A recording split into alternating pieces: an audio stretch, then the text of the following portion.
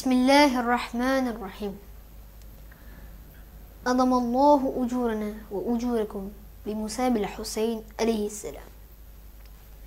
Chers azadars de Imam Hussein alayhi salam, Assalamu alaikum wa rahmatullahi wa barakatuh.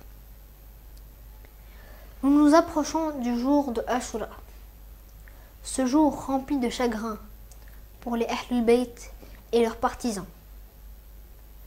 Imam Hussein alayhi salam, le petit-fils bien-aimé du saint prophète, s'était soulevé pour venir au secours de l'islam qui était piétiné par Yazid ibn Muawiyah, maudit soit-il.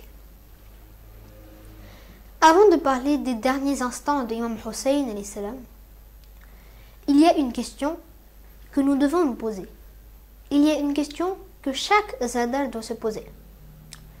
Comment, en ce jour, après tant d'années passées, en 2020, comment je peux venir à l'aide de Imam Hussein alayhi salam? Comment je peux répondre à son appel? Nous savons tous que le jour de Ashura, Imam Hussein alayhi salam a lancé un appel à l'aide en disant Hal minna siriyan surna. Des anges sont alors descendus du ciel. Des djinns se sont rassemblés. Le soleil, le ciel, la terre, tous étaient prêts pour aider Imam Hussein alayhi salam et anéantir l'armée de Umar ibn Sa'ad. Mais Imam Hussein alayhi salam refusa leur aide, car Imam Hussein ne voulait pas une aide physique, mais plutôt Imam voulait des personnes qui pourraient garder vivante sa noble cause.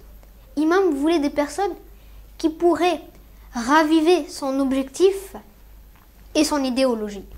Donc, je m'adresse à tous les azadars.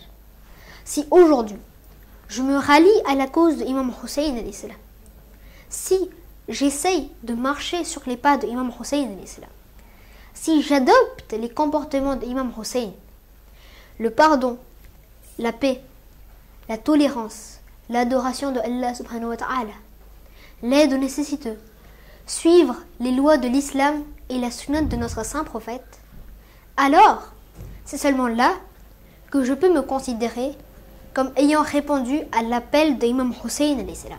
Déjà avant de quitter Médina, Imam Hussein alayhi salam avait précisé dans son testament qu'il ne se soulevait pas pour les désirs mondains, pour le pouvoir ou pour répandre à la corruption, mais plutôt il se soulevait pour réformer la communauté de son grand-père qui s'était dévié du droit chemin.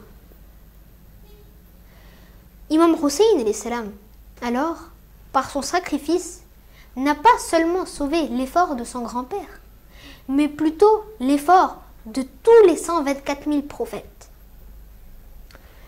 Le jour de Ashura, après que le corps de Nabi Qasim alayhi salam a été piétiné, après que Hazrat Abbas ait perdu ses deux bras, après qu'une lance ait transpercé la poitrine de Nabi Ali Akbar, après que Hurmala ait lancé sa flèche sur le cou de Nabi Ali Asghar, Imam Hussein alayhi salam resta tout seul. Imam Hussein alayhi salam s'approcha alors des tentes pour faire ses adieux à sa famille. Notre quatrième imam, Imam Zayn al-Abidin alayhi salam, était malade et n'a pas pu participer à la guerre. C'est donc à Bibi Zaynab alayhi salam que Imam Hussein alayhi salam confia la responsabilité de s'occuper de sa famille, de ses femmes et enfants. Lorsque Imam Hussein alayhi salam s'apprêtait à partir pour son ultime combat, il y a une narration qui ferait fondre le cœur de toute personne. En effet, le cheval sur lequel il était assis n'avançait plus. Bibi Sakina avait enlacé les sabots du cheval pour qu'il n'emmène pas son cher père. On raconte que Bibi Sakina alayhi salam était très proche de son père et ne pouvait rester sans lui. Imam Hussein alayhi salam descendit alors du cheval. Il fit ses adieux à Sakina alayhi salam, puis la confia à sa sœur Bibi Zaynab alayhi salam. C'était la dernière fois que Bibi Sakina alayhi salam voyait son père de son vivant, car plus tard, elle n'a vu que la tête sacrée de son père sur des lances ou sur des plateaux. Lorsque Imam Hussein affronter les ennemis sur le champ de bataille, alors une voix s'est levée du ciel et récitait les derniers versets de la sourate Al-Fajr. Ô toi, âme apaisée, retourne vers ton Seigneur, satisfaite et agréée. Entre parmi mes serviteurs et entre dans mon paradis. Imam Hussein alayhi salam, assoiffé et affaibli, essayait tant bien que mal de se défendre. Mais les soldats de Omar ibn Saad l'encerclèrent et l'attaquèrent avec pierres, épées, flèches ou lances. Ce moment arriva où Imam Hussein alayhi salam tomba de son cheval, agonisant sur le sol brûlant de Karbala. Sur ordre de Omar ibn Saad, Shimr ibn Zil-Jawshan, maudit soit-il, arriva et lui donna des coups de pied. Couvert d'innombrables blessures, Imam Hussein alayhi salam se mit en position de sajda pour accomplir sa prière de Asr. Et c'est là que Shimr s'assit sur son dos et lui trancha sa tête sacrée. La terre de Karbala se mit alors à trembler. Une tempête s'éleva.